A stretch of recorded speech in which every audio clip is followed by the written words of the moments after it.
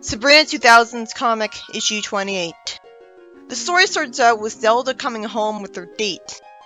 I'm guessing she won't be dating him for even one story after this. That'd be pretty lame if even the sitcom had more guts. Since Zelda hears Sabrina watching her, she uses magic to make the curtains wrap around Sabrina and Salem, and Sabrina says immediately that they deserved it for spying. You get mistreated and then say that you deserve it. Zelda should have said instead. Zelda uses magic to make the curtains go back to normal and says that there was nothing to see anyways. Salem says she hasn't gone steady since the Boer War. How did she even meet that person? She doesn't go outside much. She doesn't even have a job.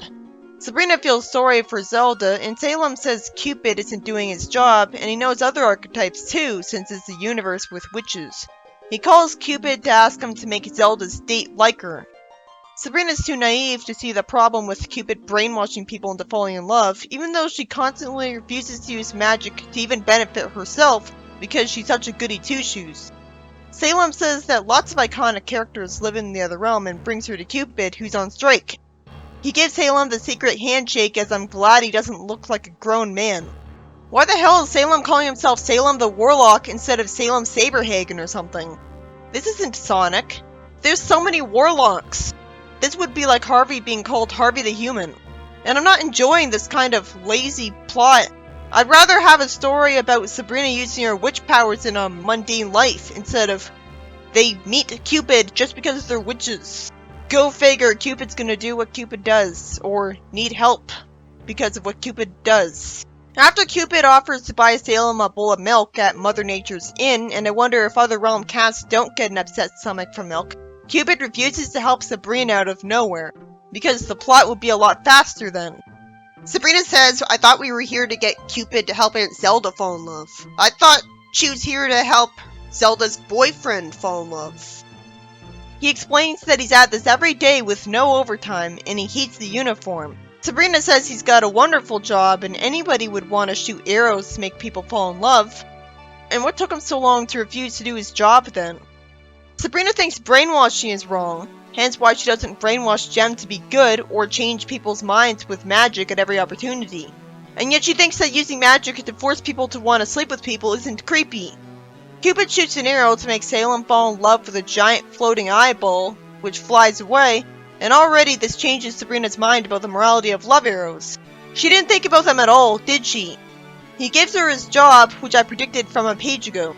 And with Salem distracted, nothing's gonna prevent them from taking off. Why doesn't Sabrina just point at him to make him stay still? He could warp away, but she'd warp him back. They could keep doing that and then she'd give up. That'd be better writing than forgetting that Sabrina's a witch again. Imagine if Superman was written like this.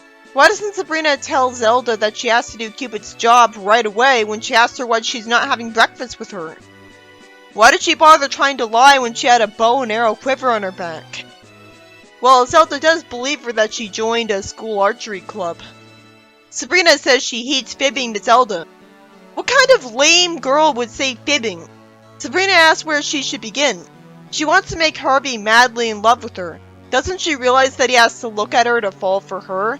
Unless that's not how it works and she can control who he falls for, which she should be able to do with a point. It's so predictable that she's gonna suck at aiming it. Bows aren't as easy to aim as they look, I've heard. But you'd think Sabrina would cast a spell to become the best archer ever. Also, this kind of story makes me really question the morality of Cupid for being okay with casting these arrows at people. Her arrow makes Sluglow fall in love with Jem and she runs away screaming. It's a shame for her because the two have so much in common. They're both bullies who hate Sabrina.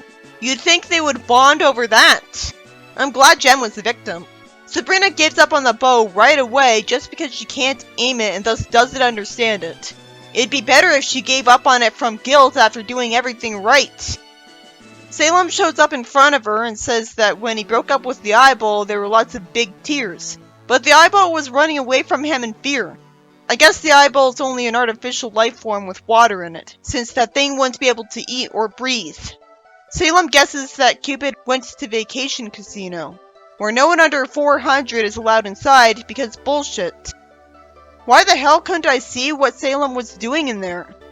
He says that he's going back to work unless he wants to spend the next 1,000 years as a horsefly. Why does Cupid have to do all of the work on his own? They could easily solve his problem by having him get other workers. Instead, he doesn't get a happy ending for his reasonable complaints that show unrealistically bad workers' rights in a universe where everyone's a witch, and so anyone could stand up to their boss with magic and change his mind about any decision. And the story ends with Zelda getting a call from her date from the other night. He wants to go out again, but I bet I'll never see him again. I don't even know his name. In the comedy page, someone asks someone at the reception desk if a doctor has been seen, and Sabrina's asked if he came out into the waiting room. They wonder where he could have gone, and reveal that he was about to do a root canal on Mrs. Spellman, so Hilda takes off with him shrunken in her hands. Couldn't she ask to be put to sleep for it? It makes sense that she'd get scared and use her magic to chicken out, but if Sabrina did this, she'd get punished for it. I guess she'll erase his memory of this later. The next story uses the cliche bully again. Anton's better. At least he gets way more slapstick that I actually got to see. Harvey says he read a book about ESP and wants to raise his tray with his mind, somehow thinking that's possible when if it was possible for everyone, then everyone would be doing that. But he's probably hoping that he's a special one. Yeah, they definitely ran out of good story ideas for the animated series comic. He's taunted, which tempts Sabrina as he's called a dork. Chloe wanted her not to do it, and fortunately the killjoy is ignored and the tray spills on his head. I wish they explained why she doesn't want her to do it. That there would be consequences, like the bully going after Harvey and Harvey wanting to do this kind of thing. It's miraculous that the bully doesn't attack him and instead asks him to prove he really has psychic powers. The bully says that if the dumpster isn't moved in 20 minutes, he'll move him into the dumpster. He'd just do it right away. Sabrina remembers Slugloaf saying that Harvey's brain power couldn't move a feather in a hurricane. When it comes back to Harvey, Harvey says that he thinks the dumpster moved an inch. He wants to attack him, and a can gets thrown at the back of the bully's head along with other stuff. Harvey says that the wind did this, and that's why his train moved. Yeah, don't even question the fact that really strong winds aren't common. Slugloaf is actually smart enough to doubt this, saying that there's no way the wind could lift a tray full of food and throw it at him. Then the whole dumpster gets thrown at him, and he says it's a hurricane even though he's not feeling the wind rushing past and at him. I hate that Harvey looks serious when he tells him that it's illegal to swim when no lifeguard is on duty. He should have an expression that makes it clear that he's teasing him on purpose, because it should be extremely obvious that he didn't want to go swimming. Miraculously, the bully doesn't attack him after this. And the story ends with Harvey wondering if his brain did cause the dumpster to fly, which makes sense because magic is more plausible in explanation, and he must have wanted it to fly on some level since he was being threatened by a bully who told him to do that. I love that now Chloe's complimenting Sabrina on her magic abuse. I love that the story actually feels like a Sabrina story for once. Sabrina's abusing her magic. It's sad that I have to compliment this because it's so rare. It'd be like if Sonic fighting robots was extremely rare. Why doesn't the story end with Sabrina erasing Harvey's memory of the magic he just saw? At least show him failing to use those supposed powers and giving up. Okay, this story isn't so annoying. It makes me want to see more for once. In the next story, Sabrina's family and Chloe tell her happy birthday with a cake being there and the spooky jar jumping. It'd be really lame if we didn't even learn how old this made Sabrina. It'd be so fiction-y. Even Archie Sonic told us that Sonic was going home for his 16th birthday. Let me count those candles, I bet there won't be enough. 14 fires. All those times I called her a teenager, I should have been right then. So she was 13 before this issue. Spooky tells him to keep it down, and is mad that he wasn't invited to the party. Why wasn't he if he's allowed to live with them? If they like him that much, he'd be just as much a part of the family as Salem. Sabrina naturally says that she thought Spooky wasn't interested in their family get-togethers. He says that he's family too and likes to have fun. Does he not like his actual family?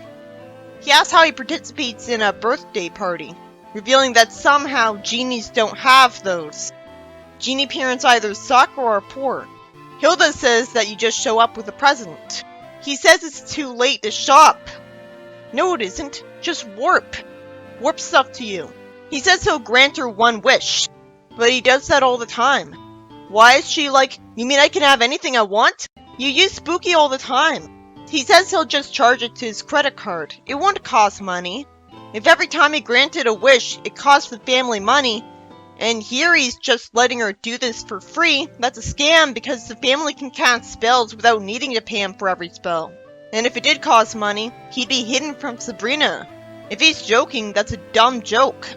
This panel acts like this is the first time that Sabrina's ever gotten her wish granted by him. I'm guessing this is just going to be a hope spot. Otherwise, she'd date Harvey for the rest of the comic. Or her aunt would let her do whatever she wants. And that could never happen because the comic is gutless. For once, Sabrina stops to think about this very carefully. Salem then tells her that it's so obvious what she should wish for. Her aunt to stop being strict. He somehow wastes time asking to be turned into the most powerful warlock of them all so that he can overthrow the Witches' Council. Why is he talking as if he's not a warlock? He still has magic. Then Hilda says that she should wish for the perfect boyfriend, just so I was thinking that she deserves better than Harvey anyways. Zelda thinks that she shouldn't waste her wish on one boy. Oh, well, that's great coming from someone who's desperate for a husband. You should know how it feels. Let her make the decision. But it makes sense that they want to think of a wish for her because she's an idiot. I remember this story. Zelda is saying what she should wish for when she should just grant the wish herself. Zelda says that she should wish for love and understanding between witches and mortals all over the world. Why hasn't that been wished for already, if that's possible? And if Spooky grants wishes, she would have asked them to do this a long time ago. I don't believe a genie would be capable of anything a witch couldn't do. And there has to be a reason she hasn't done it herself. Witches wouldn't be allowed to interfere with the development of Earth. Otherwise, there wouldn't be a separate mortal world, just another witch world. And everyone would know about witches. So why would a genie be allowed to do it?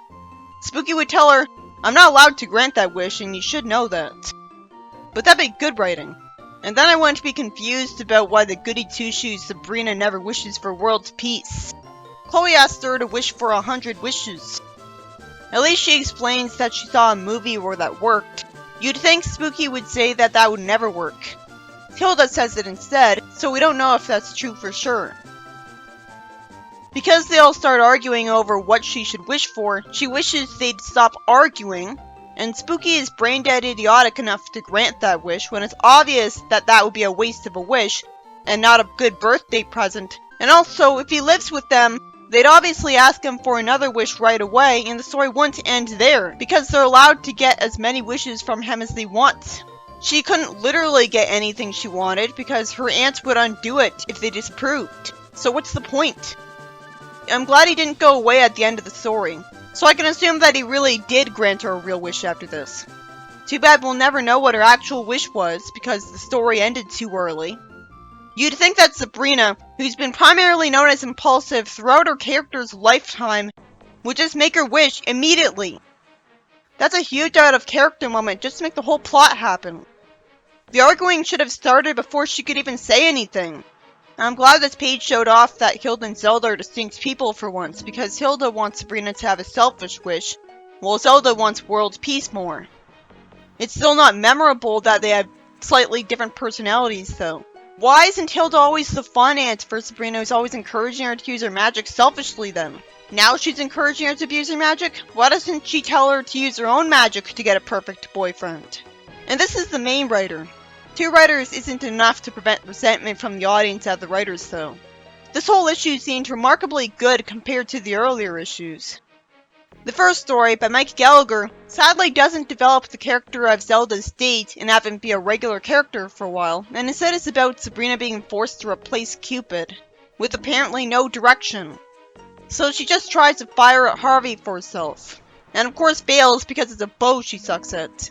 Somehow at no point does the goody two-shoes Sabrina of this comic ever lampshade the fact that forcing people to be attracted to others is creepy. She only quits because she has bad aim, and doesn't use magic to fix that for some reason. Anyways, it's realistic that Cupid would go on strike if he's always the one doing this. You'd think he'd hire a bunch of people, and have done so from the start. Even Fairly Odd Parents makes more sense. Right from the minute introduced Cupid, we were told that there were tons of workers for him that do the job. But realistically, if there was only one, barely anybody would get made to fall in love. It's a natural process that can happen on its own. That brown thing in Sabrina's hair at the start looks like a band-aid. The second story is for once a typical Sabrina comic story where Sabrina uses magic to help Harvey against a bully. Harvey says he read a book about ESP and wants to use telekinesis. Since when does any book about ESP talk about telekinesis? If any mortal could do that, they'd already be employed by the military or something and be made famous. He didn't think things through. So Sabrina uses magic to throw the tray of food at the bully. And miraculously, the bully asks him to prove he has powers and walks away from the dumpster he asked him to move for 20 minutes. Wouldn't he at least say he has to go to the bathroom first and that's why he's leaving? Wouldn't they beat him up right away? Anyways, I love that it was a story about Sabrina using magic to bully a bully for Harvey. I've seen that a lot, but with this comic, I'm just glad to see one of the good 70s comic plots instead of a bad new one. The final story is about Sabrina being told that she can get a wish from Spooky.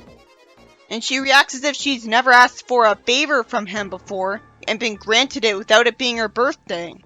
Can't she ask for a new wish after he grants the wish that wasn't meant for him to grant? She wishes for them all to stay quiet so she can think about what she wants. Wouldn't it be obvious that she'd immediately want her aunts to not be strict with her anymore? The comic missed the perfect opportunity to fix its biggest problem. It was sweet that Spooky wasn't happy that he wasn't invited to the birthday party and wanted to be a part of the family too. But that came out of nowhere. It was kinda lame. And if Hilda's okay with her wishing for the perfect boyfriend and encourages her, why doesn't she zap one up herself, or encourage her to use her own magic for it? Now she's okay with her being selfish with magic? The fact that they suggested those wishes all had their own plot problems. Why would a genie work for witches? This would only work if he was working for a family of witches that are really incompetent at magic, or more believably, don't have their magic anymore.